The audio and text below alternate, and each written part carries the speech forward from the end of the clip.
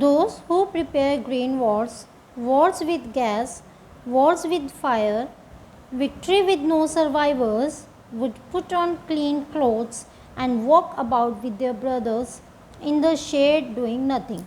So what the poet says, he is telling us from the previous paragraph, he is telling us that what is the benefit of introspection. Introspection का benefit एक तो हमने यही पढ़ा कि जो fisherman है वो फ़िश को हार्म नहीं पहुंचाएंगे, और जो साल्ट वगैरह गैदर करते हैं सी के किनारे से वो लोग क्या हैं अपने हर्ट हैंड्स को देखेंगे और वो समझ जाएंगे कि जितना उन्होंने कलेक्ट किया है that is enough, they will be satisfied with that. कि लोग जो हैं वो समझ जाएंगे कि जितना हमने कर लिया है और कमाया है वो सेटिस्फाई हो जाएंगे अपने काम से। नहीं तो अदरवाइज़ हमारी ग्रीड जो है वो इतनी बढ़ती जा रही है कि हम जितना भी कमा रहे हैं उससे हम कभी सेटिस्फाइड नहीं हो रहे हैं। और ये सारी चीज़ें किस चीज़ के ऊपर किस ओर ले जाती हैं, हमें वॉर्स की ओर ले जाती हैं, ईर्ष्या, जलन, okay, and then fight, wars. So the foolish people they start thinking that the others are our enemies, and they start collecting the arms, they prepare for the wars, वो वॉर्स की preparation करना शुरू कर देते हैं। ठीक है, we know very well that बहुत सारी वॉर्स, बहुत ज़्यादा फाइट्स होती हैं हमारे कंट्री में, हमारे वर्ल्ड में, जिससे कि बहुत सारे लोगों का नुकसान होता है। हम एक देश वाले दूसरे देश वालों को अपना दुश्मन समझते हैं, एक धर्म वाले दूसरे धर्म वालों को दुश्मन समझते हैं, विच increases the fight and the wars.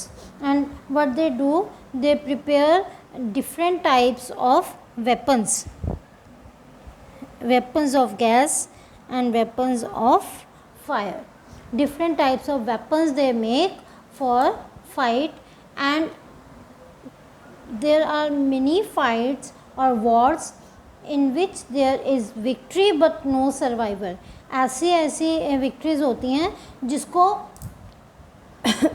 Victory तो हो जाती हैं लेकिन उसको सेलिब्रेट करने के लिए कोई भी ज़िंदा नहीं बचता, नो सर्वाइवर इज़ देयर। उसको मनाने के लिए, उस विक्ट्री को मनाने के लिए हमारे अपने ही ज़िंदा नहीं बचते हैं, then that type of victory is of no use. ऐसे विक्ट्री जो है वो किसी काम के नहीं है।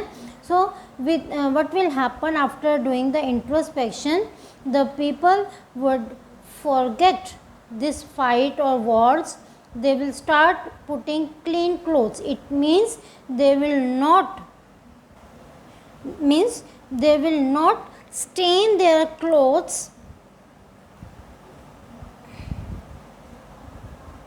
They will not stain their clothes with the blood of others.